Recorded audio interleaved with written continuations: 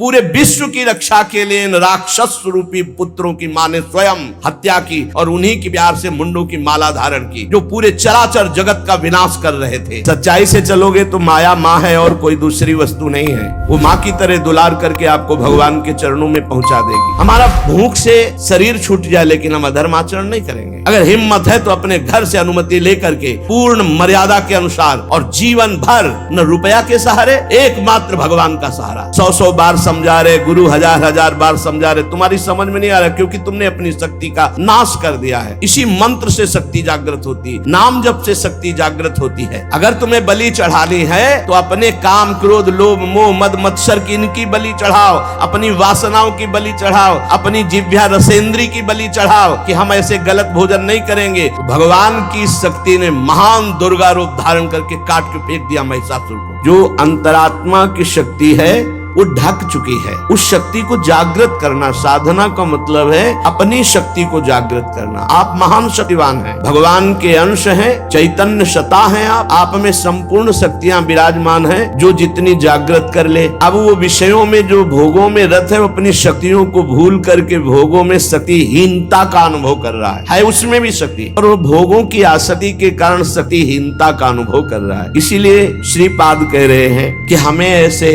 भोगी पुरुषों से नहीं मिलना, ऐसे पापी जनों का संभाषण, मिलना जुलना नहीं, पर भगवत भाव उनमें भी रखना है, मिलना नहीं है। क्षुधा देह त्यागो वर्मी गृहस्थैर नहीं मिला, मैं ऐसे गृहस्थों से मिलूंगा ही नहीं जो भगवान की चर्चा, जिनको सुहाई नहीं देती, जो नाम जप नहीं करते, जो पापाचरण करते, उनके द्वारा दिया हुआ थोड़ा भी अन्न हमारी बुद्धि को भ्रष्ट करके भगवत विमुख कर देगा। पक्की बात। विरक्त हो करके यदि जो गुरु मंत्र नहीं लिए पापाचरण करता है, अधर्मी है, ऐसे का प्रतिग्रह लिया जाए तो बुद्धि भ्रष्ट हो जाती है। और जो भगवत आश्रित रहते हैं तो भगवान ऐसे जनों को सामने आने ही नहीं देते। उनके द्वारा निर्धारित वही आपका भरण पोषण होगा जो आपकी बुद्धि को मंगल प्रदान करे, क्योंकि योगक्षेमम वहाम्यहम्, उसके योगक्षेम का वाहन भगवान करते हैं। उसको चिंतन नहीं करना पड़ता कि कौन अशुद्ध है कौन शुद्ध है, आएगा ही नहीं अशुद्ध आएगा ही नहीं, क्योंकि भगवत आश्रित है। योगक्षेमम वहाम्यहम् श्री भगवान कर रहे हैं। म्यपि श्रेयः प्राप्तो न युवति समीपम क्षण में, एक क्षण भी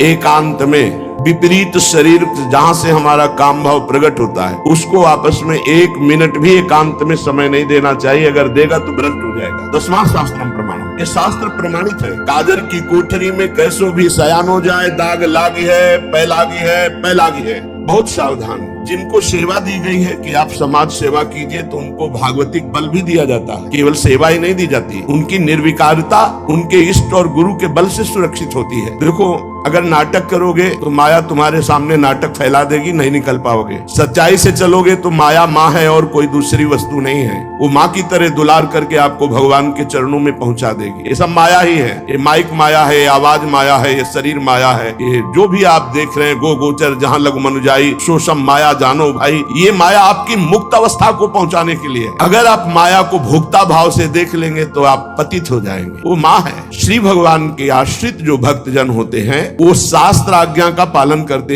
एक क्षण भी शास्त्र आज्ञा की अवहेलना प्रमाद में की तो फंस जाओगे। वो तो भगवान कृपालु है, कृपा करके फिर उसको रास्ता देते, नहीं तो माया रास्ता बंद ही कर देती है, आगे चलने का रास्ता नहीं रह जाता परमार्थ का। तो कह रहे एक क्षण भी शास्त्र विरुद्ध आचरण के लिए किसी को समय मत दो। कोई तुम्हारा मित्र नहीं है, परमार्थ के सब विरुद्ध हैं। एक संसार प्रकृति विरुद्ध करे तो का कीजिए, वो आगे के दाझे गए भजी पानी में आग लगे तो का कीजिए। एक संसार दुष्ट की संगति ताहू में तुम पुष्ट करावो। क्या भगवत आश्रित हो करके आप अगर मनमानी आचरण शास्त्र विरुद्ध करते हैं तो आपका मंगल हो सकता है? शास्त्र विरुद्ध आचरण करने वाले का कभी मंगल नहीं होता, इसलिए सावधान। देखो, श्रीधाम वृंदावन वास करने वालों को हमने कई बार सत्संग में प्रणाम किया है कि आप रिक्शा चलाते हैं, आप छोटी मोटी दुकान रखते हैं, आप पोछा लगाते हैं यहाँ ब्रजवासियों के घरों में, और आप किसी भी तरह अपने जीवन, तो हम आपको प्रणाम करते हैं। क्यों?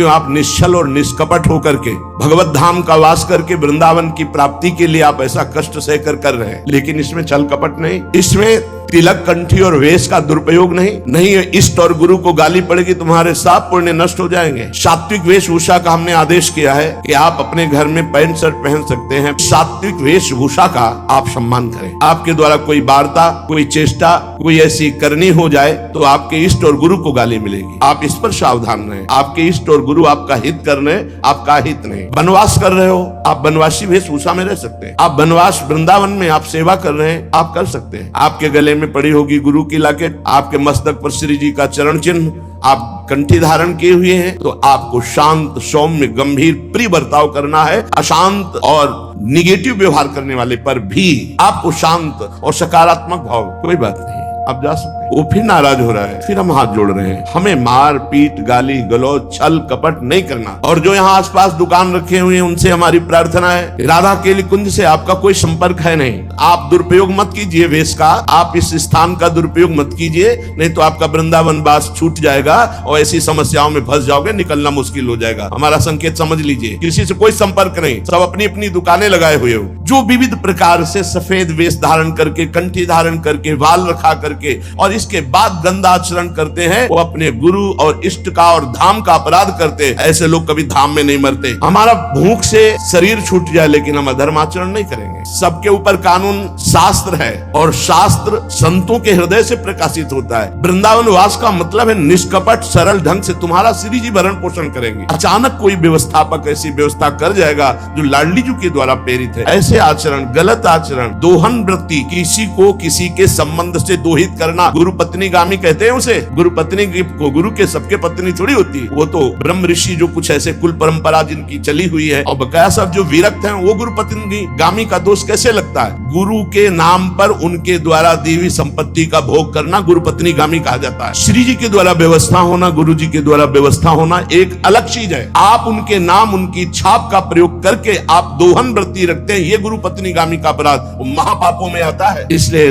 सब कोई सावधान होकर वृंदावन वास करो। वृंदावन वास के लिए कह रहे क्षुधा देह त्यागो वर्मी गृहस्थैर नहीं मिला। आपने माना कि 5 ग्रंथ बेचे, 5 कंठी बेची, 5 माला बेची, आपको 100 रुपया मिला, तो आप आधा किलो भोजन पाएंगे ना, जो सब्जी दाल 100 रुपए में आपको बहुत बढ़िया आनंद मिलेगा। और आप ये जो हजारों रुपए, तो आपकी विलासिता, भोग बुद्धि बढ़ेगी, पापाचरण बढ़ेगा, धाम से निकाल दिए जाओगे। कहीं न कहीं ऐसा भयानक रोग होगा, भागोगे यहाँ से, अशांति पैदा हो जाएगी। बहुत सावधानी की जरूरत है। आप अगर अपनी ये सावधानी नहीं रखेंगे तो ये धीरे धीरे बुद्धि को भ्रष्ट करती चली जाएगी। ऐसी व्यवस्था से ऐसा कार्य करो जिससे कम से कम निष्कपटता, सरलता, सच्चाई तुम्हारे जीवन में बनी रहे, छल कपट ना रहे। न श्रेयः प्राप्तो न युवति समीपम क्षणमय। ये मौत की भी मौत है बाबागिरी। काम, क्रोध, लोभ, मोह, मद, मत्सर, इन सब को मार दिया जिसने, और मौत की मौत, मृत्यु का भी भय जिसके अंदर से खत्म हो गया, उसे कहते हैं फकीर। ठीकर भारी नहीं करे ताको नाम फकीर। फकीर का मतलब खिलवाड़ समझ लिया क्या? अगर हिम्मत है तो अपने घर से अनुमति लेकर के पूर्ण मर्यादा के अनुसार और जीवन भर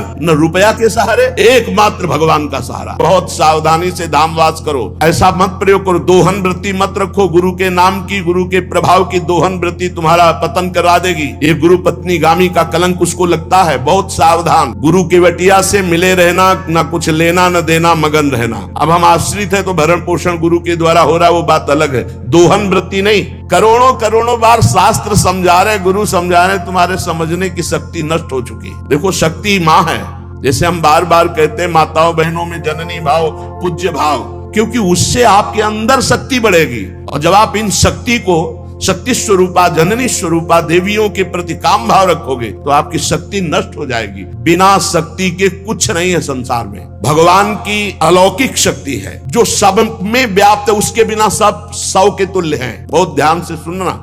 शक्ति का बल ही ब्रह्मा के अंदर जब जागृत होता है तो वो ब्रह्म शक्ति ही पूरे त्रिगुण माया की रचना रचती है। वही शक्ति है जिससे विश्व की उत्पत्ति होती है, वो शक्ति से होती है, ब्रह्मा से नहीं। ब्रह्मा की शक्ति, तो ब्रह्म में वो शक्ति जागृत हुई तो वो पूरे त्रिभुवन को रचने में सामर्थ्यशाली हुए ब्रह्मा जी।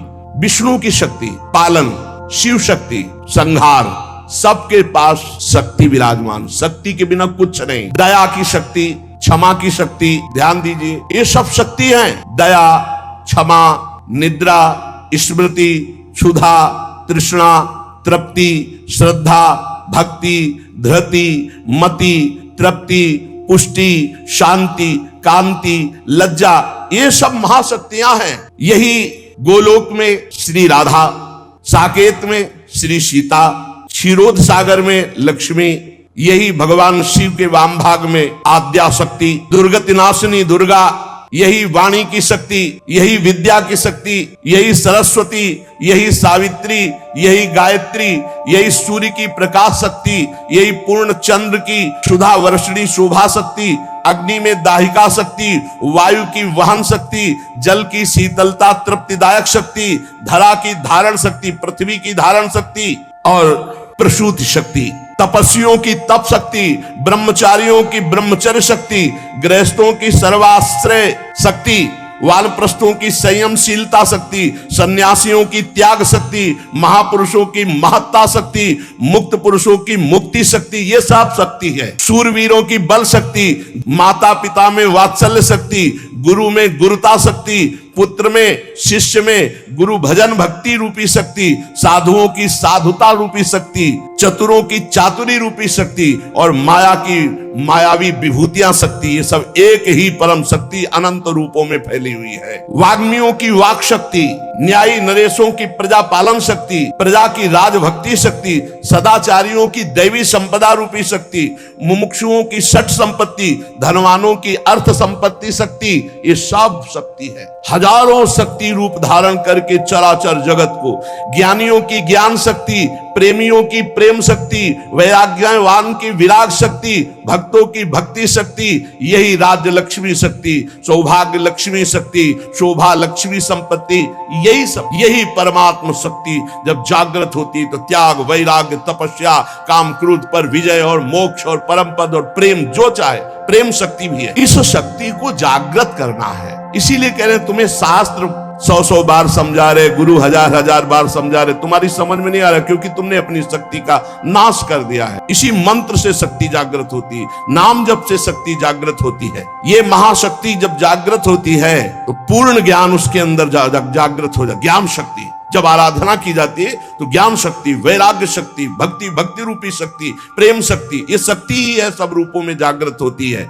आज तक बिना इस शक्ति को जागृत किए कोई कहीं भी सफल नहीं हुआ। बड़े बड़े शक्तिवान महात्मा हैं जो शिव, गणेश, राम या हरि, इनकी आराधना करते हैं तो सारा कार्य तो शक्ति से ही होता है। हरि अपनी शक्ति से जीव का कल्याण करते हैं, हरि अपनी शक्ति से सहयोग करते हैं, सारा कार्य शक्ति से होता है। वही शक्ति जब रूप धारण करती तो अभी आपको नाम सुनाए, वही विद्या, वही कला, वही लक्ष्मी, वही काली, वही तारा, वही षोडशी, वही अम्बा, वही जगदम्बा, वही शक्ति है, वही तुम में विराजमान है। जो उपासक इस शक्ति का गलत भाव से दर्शन करता है वही प्रगट स्त्रियों के रूप में विराजमान है, वही हमारे अंदर हर शक्ति के रूप में विराज, सब शक्ति छीन हो जाती है। बेविचारी पुरुष किसी भी शक्ति को धारण नहीं कर सकता। इसलिए शास्त्र आदेश करता है एक क्षण भी कभी दूषित भाव किसी माता बहन के प्रति मत करो।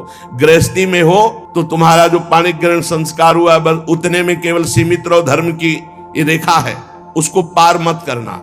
जब बुद्धि भ्रष्ट हो जाती है तो वो तामसिक पूजा प्रारंभ करता है, तामसिक आचार करता है जो सीधे नरक ले जाने वाला है। ये तामसिक आराधना करने वाला तामसिक वस्तुओं के द्वारा जब सेवा करता सोचता है कि मैं बहुत बड़ी उपासना कर रहा हूं, मांस अर्पित करना, मदिरा अर्पित करना, इन गंदी वस्तुओं का, तामसिक वस्तुओं का जगत जननी से, शक्ति से कोई संबंध नहीं है। जहां ये बात आती है शक्ति जागृत सबको करना पड़ता है, मंत्र में शक्ति विराजमान है। तो शास्त्रों का रहस्य है, शास्त्र आदेश करते हैं कि पशु बलि देनी चाहिए। तो यहाँ पशु कौन है? जो इंद्रियों में पशुता है और जो जनेंद्री में पशुता है, इस पशुता की बलि देने की बात कही गई है। जिह्वा का मुख्य कार्य है पवित्र भोजन करना, पर जो अपनी शक्ति को खोकर मनमानी भोजन करते हैं, जनेंद्री का कार्य है मैथुन करना। जो एक सीमा में न रहकर मनमानी व्यभिचार करते हैं, तंत्र शास्त्र कहता है इसकी बलि, ये पशुता है, इस पशुता की बलि दो कि आज से मैं नियम लेता हूं हे जगदम्बा आपके सामने सात्विक आहार करूंगा, कभी असत आहार नहीं करूंगा। आज से मैं गृहस्थ हूं तो अपनी पत्नी से केवल धर्मानुसार संतान उत्पन्न करने के लिए, अन्यथा मैं आजीवन संयम से रहूंगा। ये बलि देने की बात कही गई है। जो काम की लिप्सा है उसका नाश करो, जो स्वाद की, ये दो इंद्रियां बड़ी प्रबल हैं, जनेंद्रिय और रसेंद्रिय। परमार्थ में चलने वाले को अपनी दैवी संपदा जागृत करने के लिए इन दो की बलि देना ही पड़ेगा, जबान के स्वाद की और जनेंद्रिय के भोग की। इस पशु बलि के अतिरिक्त पराशक्ति को कहीं भी ऐसा नहीं लिखा कि अन्य पशुओं की बलि चढ़ाई जाए। जिह्वा पशु की बलि चढ़ाओ, तब जिह्वा काटना नहीं है, जिह्वा की रसेंद्री में सात्विक भोग केवल ले जाना है, रजोगुणी तमोगुणी भोजन नहीं पाना है। और ये जो अज्ञानी जन नहीं जानते हैं, ये भोले भाले पशुओं की बलि करते हैं और सोचते हैं कि मां प्रसन्न हो जाएगी, शक्ति जागृत हो जाएगी। और जो जनेंद्री को संयम में रखता है, समस्त चराचर जगत की जितनी भी स्त्रियां हैं सबको जगदम्बा का स्वरूप मानता है, भगवती की शक्ति उसके अंदर जागृत हो जाती है। विद्या समास्ता अवदेवी भेदा स्त्रिया समस्ता सकला जगत्सु, जितनी विद्याएं भेद से सब हे जगदम्बा आप ही हैं, और जितनी माताएं हैं वो सब छोटी बड़ी सब हे जगदम्बा आप ही हैं। जो गृहस्थाश्रम का व्रत धारण किए एवं पितृ ऋण से मुक्त होने के लिए केवल संतान उत्पत्ति के लिए अपनी पत्नी से सहवास करते हैं और निरंतर भगवत भजन करते हुए संयम से चलते हैं, उनको भी ब्रह्मचारी ही कहते हैं, उपासक ही कहते हैं। अन्यथा जगन माता की तरफ यदि काम दृष्टि से देखा तो वो संहार शक्ति भी है, तुम्हारे अंदर की साधना दैवी संपदा सबका नाश हो जाएगा। किसी भी माता बहन की तरफ काम दे, वो तुम्हारी भोग्य वस्तु नहीं है। अगर असावधानी की तो आपकी आंतरिक शक्तियां आपको छोड़ देंगी, फिर आप पतित हो जाएंगे। ये मोक्षदायिनी शक्ति है यदि सही भाव से चला जाए। उपासक इस मार्ग में, भगवत मार्ग में बलिदान जरूर देना होता है, बलि देनी ही होती है। बहुत सावधानी से सुनना, यहाँ अपने भोग वासना की बलि देनी होती है, जो भोगों में फंसा हुआ है उस वृत्ति की बलि देनी होती है। ये माँ के नाम पर माँ की ही संतान और उसका गला काट करके, ऐसी बलिदान की कहीं शास्त्रों में आज्ञा नहीं की गई। माँ को हर संतान अपनी उतनी ही प्यारी होती, चाहे वो मूर्ख क्यों ना हो। तो जगन माता जगदम्बा दिव्य शक्ति, इनके बिना तो कुछ है ही नहीं। त्याग शक्ति, वैराग्य शक्ति, ज्ञान शक्ति, भक्ति शक्ति, प्रेम शक्ति, यही सब स्वरूपों में प्रकाशित है। जो मूर्ख माँ के प्यारे बच्चे की माँ के सामने बलि चढ़ाता है, माँ उसके धन जन बुद्धि बल ऐश्वर्य सत्ता इस सब का नाश कर देती है। ध्यान देना, ये जो मुर्गा मुर्गी बकरा बकरी माता के सामने चढ़ाते हैं कि हम माँ प्रसन्न हो जाएगी, दीनहीन दुखी उस पशु को जो कुछ नहीं कर सकता है, तुम माँ की कृपा प्राप्त करने के लिए माँ के सामने माँ के बच्चे को मारकर माँ को वो खून चढ़ाकर तुम जानते हो माँ प्रसन्न हो जाएगी। तो स्पष्ट लिखा है तुम्हारा सारा धन जन बुद्धि बल ऐश्वर्य सत्ता सबका नाश कर देगी वो माँ, क्योंकि तुम उसके खिलाफ कार्य कर रहे हो। माँ कब प्रसन्न होगी? जब तुम अपने धन बल से, बुद्धि बल से, शरीर बल से दूसरों को सुख पहुंचाओगे, क्योंकि दूसरे सब माँ की संतान है। माँ तुम्हें गोद में बैठा लेगी जब माँ की आज्ञा के अनुसार चलोगे, और वही सब शक्तियों की स्वामिनी वो तुम्हारे अंदर शक्ति जागृत कर देगी। बलिदान करना है, निश्चित शास्त्रों में आज्ञा है बलि की, बलि चढ़ाना है, लेकिन काम की बलि चढ़ाना है, क्रोध की बलि चढ़ाना है, लोभ की बलि चढ़ाना है, असत्य की बलि, इंद्रिय विषय विलासिता इसकी बलि चढ़ाना है। तुम माँ से प्रार्थना करो तुम्हारी बुद्धि शुद्ध हो जाए, माँ की चरण रज से तुम्हारे अंदर आसुरी भाव उसकी बलि चढ़ जाए। जब तुम प्रेम भाव से माँ की आराधना करोगे तो तुम्हें जो परम लाभ मिलेगा वो दिव्य शक्तियां जागृत हो जाती है। और जब माँ से विपरीत भाव किया जाता है, माँ को भोग्य भाव से देखो, किससे बड़ा विपरीत भाव क्या है? ये सब माँ ही तो है विविध रूपों में, जननी ही शक्ति तो है। फिर कोई ये प्रश्न कर सकता है, बड़ा सुंदर है, कि माँ के हाथ में नरमुंडों की माला है और माँ जिह्वा में रक्त लगाए हुए है, तो अगर माँ को अगर बलि पसंद नहीं तो क्यों काटा? महिषासुर को मारा, चंड मुंड रक्त बीज, बहुत से शुंभ निशुंभ बहुतों को काट काट के ढेर लगा दिया। क्या वो माँ के पुत्र नहीं थे क्या? आप हमें बलि के लिए निषेध कर रहे हैं तो क्या माँ को खून नहीं प्यारा? तो कह रहे वो माँ के बच्चे नहीं हैं, हम ऐसा नहीं कहते, वो माँ के बच्चे हैं, पर वो माँ से ही भोग करने की भावना रख रहे थे और माँ के उन सीधे साधे दुर्बल बच्चों की हिंसा कर रहे थे। तो अगर एक बच्चा ऐसा हो जाए कि पूरे परिवार को काट रहा है तो माँ स्वयं काट देगी। हत्या की और उन्हीं की प्यार से मुंडों की माला धारण की, जो पूरे चराचर जगत का विनाश कर रहे थे। पूरे चराचर जगत को कष्ट दे जो बालक, तो माँ समर्थ होते हुए कैसे बर्दाश्त कर सकती है? इसलिए निरपराध ये बकरा, ये मुर्गा किसी को कष्ट नहीं दे रहे। अगर तुम्हें बलि चढ़ानी है तो अपने काम, क्रोध, लोभ, मोह, मद, मत्सर की इनकी बलि चढ़ाओ, अपनी वासनाओं की बलि चढ़ाओ, अपनी जिह्वा रसेंद्री की बलि चढ़ाओ कि हम ऐसे गलत भोजन नहीं करेंगे। जनेंद्री, हम किसी माता की तरफ कभी हम गंदी दृष्टि नहीं रखेंगे, सब में भगवत भाव रखेंगे। जो इन सीधे साधे पशु पक्षियों की बलि चढ़ाता है, भगवती फिर उनका विनाश दूसरे रूप में करती है। इसलिए उपासक किसी भी तरह से कोई आसुरी प्रवृत्ति वाली उपासना न स्वीकार करे, कोई आसुरी प्रवृत्ति वाले आचरण न करे, किसी भी शक्ति को मंजूर नहीं। शक्ति सबको चाहिए, चाहे किसी भी मार्ग में चलने वाला हो, शक्ति सबके अंदर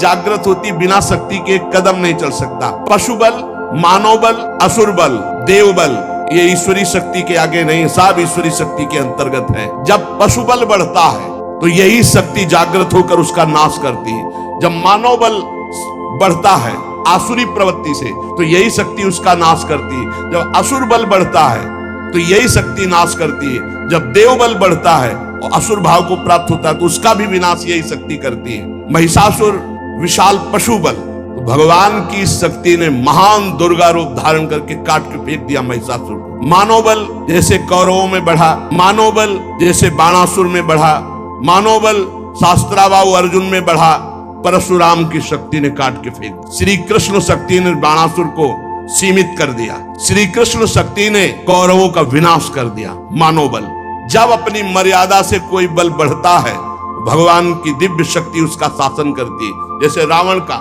असुर बल बढ़ा, भगवान ने रान को कुल रोवनहारा। जब इंद्र देवता का दैव बल बढ़ा तो गिरिराज जी उठाकर सारा बल उनका चूर कर दिया, घमंड चूर कर दिया कि मैं देवराज हूँ। ईश्वरी शक्ति चारों तरफ से आपको घेरे हुए है, आप साधारण नहीं है, आप भगवान के अंश है।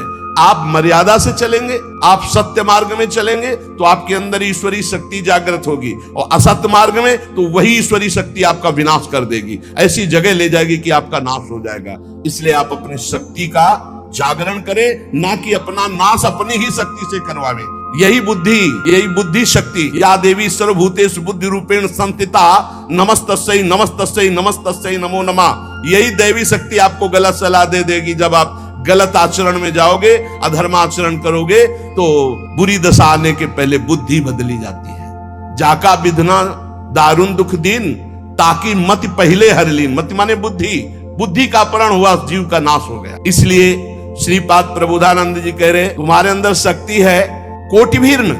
शास्त्र गुरु करोड़ों बार समझा रहे, तुम्हारी समझ में नहीं आ रहा। तुम खलु लोक निंदा सतई, 100 बार तुम्हारी निंदा हो रही, ऐसे आचरण करते हो फिर भी तुम्हारी समझ में नहीं आ रहा। महान दृष्टि भीर नहीं, विपत्ति सौखेर नहीं। अब महाविपत्ति आने वाली, अब क्या करोगे? क्योंकि जो तुमने कर्म किया वो तुम्हें भोगने पड़ेंगे। पूर्व से अभी इसी जीवन में आप अपने जीवन को झांक करके देख लीजिए, आपके जीवन में क्या क्या हुआ है। आप खुद इस बात के गवाही हैं कि अगर वो केस खुल जाएं जो आपके जीवन में हुए हैं तो नरक, जेल, निंदा, इसके सिवा कुछ नहीं है। आज भगवान की कृपा हुई कि सबको ढक करके तुम्हें उत्तम मार्ग में चलाने के लिए भगवान अवसर मिल गया है।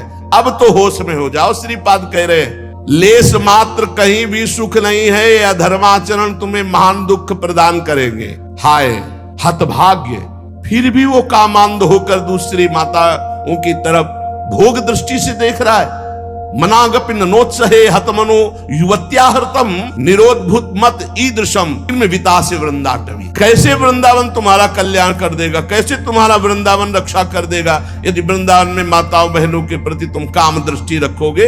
हाय हाय, हजारों बार करोड़ों बार गुरु समझा रहे, शास्त्र समझा रहे, फिर भी तेरी समझ में नहीं आ रहा। और मैं स्वयं कह रहा हूं कि लेस मात्र सुख इसमें नहीं। श्रीपाद कह रहे, मैं स्वयं कह रहा हूं कि लेस मात्र इसमें सुख नहीं, फिर भी तू माताओं बहनों की तरफ काम दृष्टि, दोष दृष्टि, भोग दृष्टि रख रहा है। कैसे तुम्हें वृंदावन रक्षा करेगा, कैसे तुम्हारे वृंदावन हृदय में प्रेम प्रकाशित करेगा जब बार बार शास्त्र आज्ञा और गुरु आज्ञा का उल्लंघन कर रहे हो।